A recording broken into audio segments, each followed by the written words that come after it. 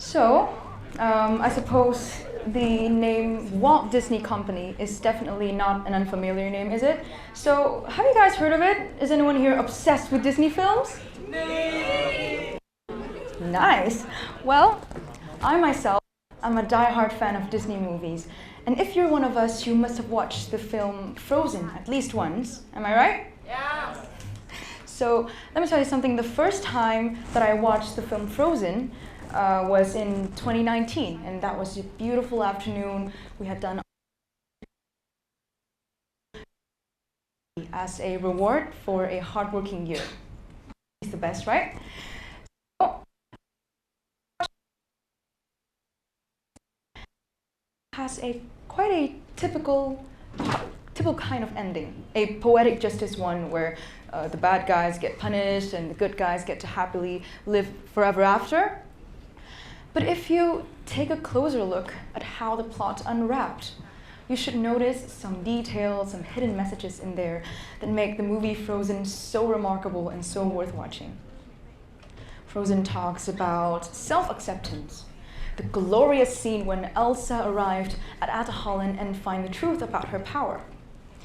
It also talks about family, that when Elsa and Anna worked together, all of the problems were solved.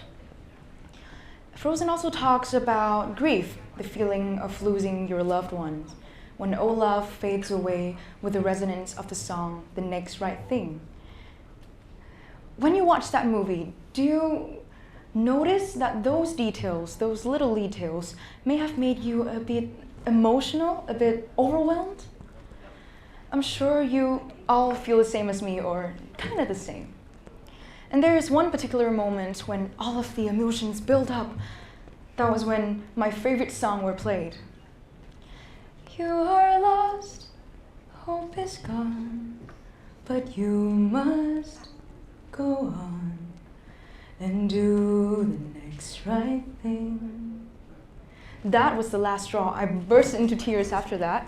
And I cried because I can see myself in the character. I can see myself going through a hard time at that moment, and the movie Frozen itself encourages me to keep going, to keep trying.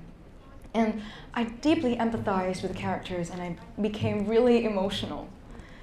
And it would have been a pretty profound moment, a deep moment, if it were not for the giggle from behind from my classmates.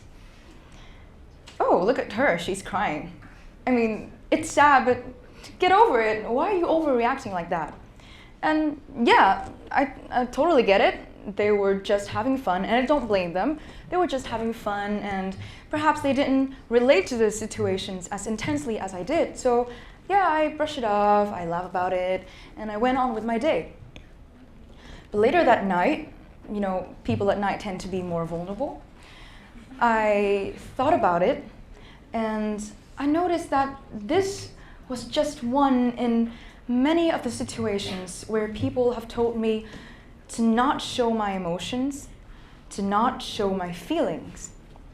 It's like there is an annoying tiny little voice in your head saying that it is wrong to have those strong emotions. It is wrong to express your joy through a little happy dance, just because then you would be labeled as overreacting. It is wrong to feel miserable or desperate when you're going through a hard phase in your life, because you should be more grateful for what you have right now. And over time, it has become a habit for me to try to stop showing my feelings. And that is exactly my question here. Why has having and expressing emotions become so widely and so subconsciously considered a manner to avoid? So the problem leads us to the term emotional repression.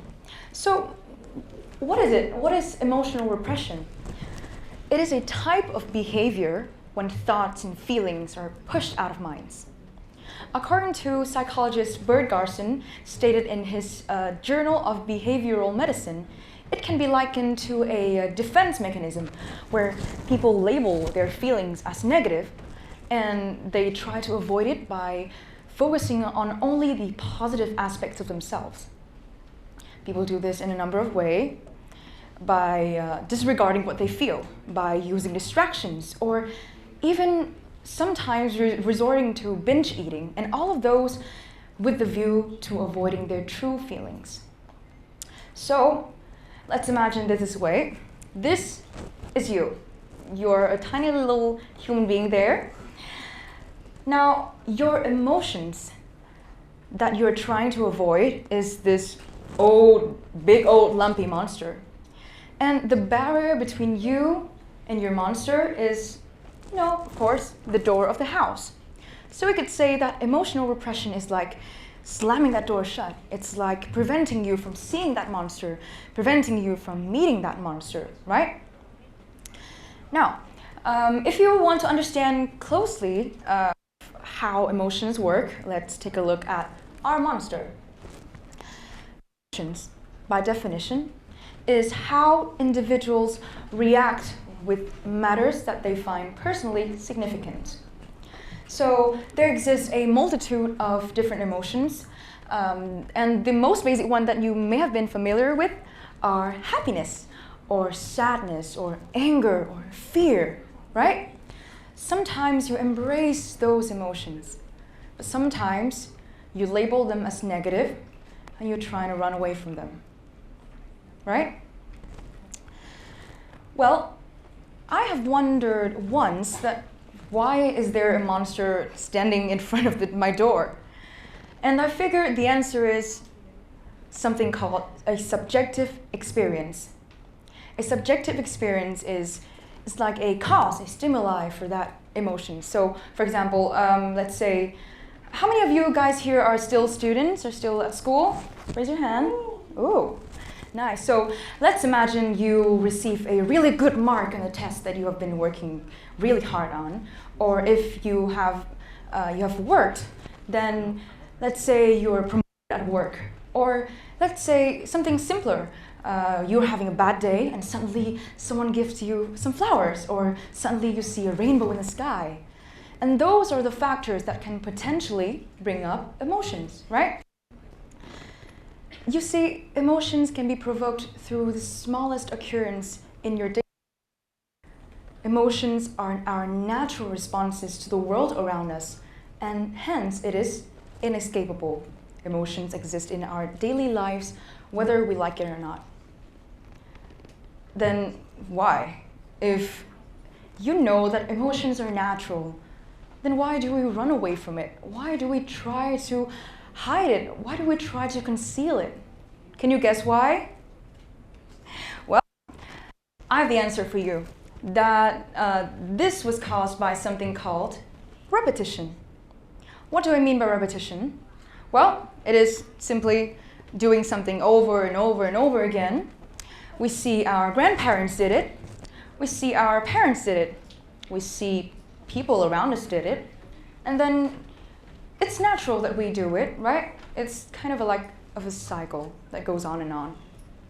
And be honest here, I'm sure each of you here have at least once in your lifetime came across messages that invalidate your emotions, either from others or from yourselves, either intentionally or unintentionally. Like, cheer up, don't be sad, you're overreacting, stop overreacting, you should be grateful for what you're having now. And those messages that society has repeated has reinforced the thinking that showing our emotions can't help us solve any problems. It has blatantly glamorized the concept of logical and rational thinking to the point where we think being emotional is something weak or too girly, while logics and judgments and wisdom are totally separate and unrelated concepts being linked to the brain and is something that we should always honor. And as a result, we try to suppress our feelings, hoping that if we don't show them out, then things will magically follow a logical order.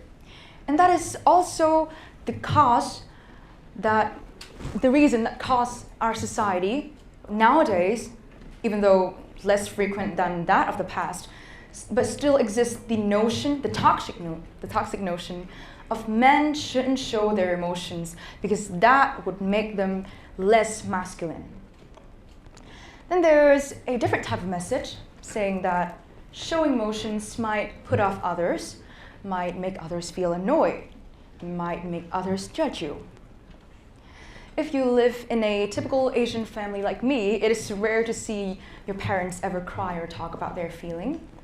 My lovely mom, she once told me that she doesn't show her emotions because she wouldn't want others to be worried. She wouldn't want to be a burden to others. And yeah, she's right. She's got a point. She has my best interest at heart. She wants me to be happy, not worried all the time. But they are unintentionally, again, reinforcing the belief that showing emotions is embarrassing. And some got criticized for showing their emotions. And it's so annoying that I am familiar with the ultimate picture of children getting scolded in public space for crying. Like, stop crying, people are watching. I mean, yeah, people are watching. But if we tell children that, the children will internalize that message and developing strategies to inhibit emotions. And when they grow up, when they encounter hardships and challenges in life, the first instinct is to hide the problem, is to hide their feelings, because it has always been taught that expressing emotions is embarrassing. And if people know this, they would be a burden to others. And if there's one thing I would like you to take away from this speech, that would be, just because you are running away from your emotions doesn't mean that they disappear. Let me repeat that. Just because you are running away from your emotions doesn't mean that they disappear. They're still there. So imagine, like the air in the balloon. You keep blowing in without letting the air out. And over time, the pressure accumulates, and the balloon gets bigger and bigger and bigger, and boom, it explodes, right? Just like an emotional outburst.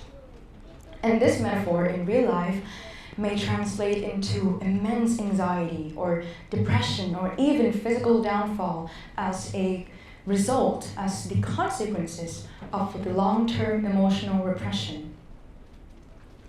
And hear me out on this. Emotions and logics are not mutually exclusive. They coexist. In logics, there exist emotions. And in emotions, there must be logics. You work best when you let them two work together in harmony. I'm sure each of you here may came across many YouTube videos, like how to train your brain to be more logical, how to think more objectively, right? But hear me out. Your emotions need your attention too. Without emotions, we as humans would lose our definition of morality, of what we shouldn't do, what we should do, of what is right and what is wrong. Without emotions, we would lose the interdependent skill, the human connections, the ability to sympathize, to empathize, to be compassionate towards others. Without emotions, we would lose our true authentic selves and our true purposes in life. And without showing emotions, even in the workplace, people won't know how to communicate effectively, and the cycle of blowing up the balloon repeats. And can you guess what did I learn this from? I learned this from nowhere else than the movie Frozen. Now, do you guys remember Frozen? You remember that in Frozen 1, Elsa accidentally set the kingdom in perpetual winter because she loses control of her emotions? Can you pinpoint the reason behind this? As I said, it's repetition. She has always been taught how to conceal her feelings, not how to express them in a healthy way, just like the famous song Let It Go. Conceal, don't feel, don't let them know. And you see the gloves that she's wearing that her parents gave her? That symbolizes the restriction to display emotions. And if you notice, when Elsa ran away from the problem, it doesn't disappear. Only by accepting and facing what she truly feels could she save her kingdom, her sister, her family, and basically the whole story. So funny how Frozen gave me a question, but also solved all my problems. So, knowing all of these, how can you actually face your emotions? So let's get back to our big old lumpy monster in the beginning. We first need to acknowledge the moments when we have shut the door. And in other words, moments when we suppress emotions. Catch yourself at that moment and say, stop. I acknowledge that I am suppressing my emotions and I need to stop here. The second step is, you wouldn't want to invite a monster into your house, do you? We need to change the perception of the emotions. Instead of this scary big figure, picture them as a lovely guest that comes into your house and really appreciate your welcome. Invite them into your house. Emotions are not obstacles. Emotions are not your enemy. Remember, emotions are natural responses to the world around us. And the last step is actually feel the emotions. You could do this by saying the I feel sentence. I feel sad. I am feeling happy about this achievements that I have made. I'm feeling very confused about this situation. Just let yourself experience it. You could do this by journaling. You could do this by singing, by crying, by jumping out of excitement. Do whatever your body feels like doing, because that is the natural response that our body helps to soothe ourselves. Then, when the right time comes, let the emotions go. And bear with me a little bit more because I have a special message for those out there who, like me, are emotional and sensitive. It has always been my insecurity. It's always been a trait that I would want to hide. I'm not proud when I say I'm emotional. And I'm sure that at least one person out there will feel the same way as me. But it is time to be proud of it. It is your strength to feel those strong emotions. It is a gift to empathize with pain, to feel love, to spread love, and to feel all of the moments from the highest high to the lowest lows. You might be hurt a lot, you might cry a lot, but you will live an emotionally rich life. And remember, you have all the love inside of you. So don't be afraid to let the world see it. Thank you.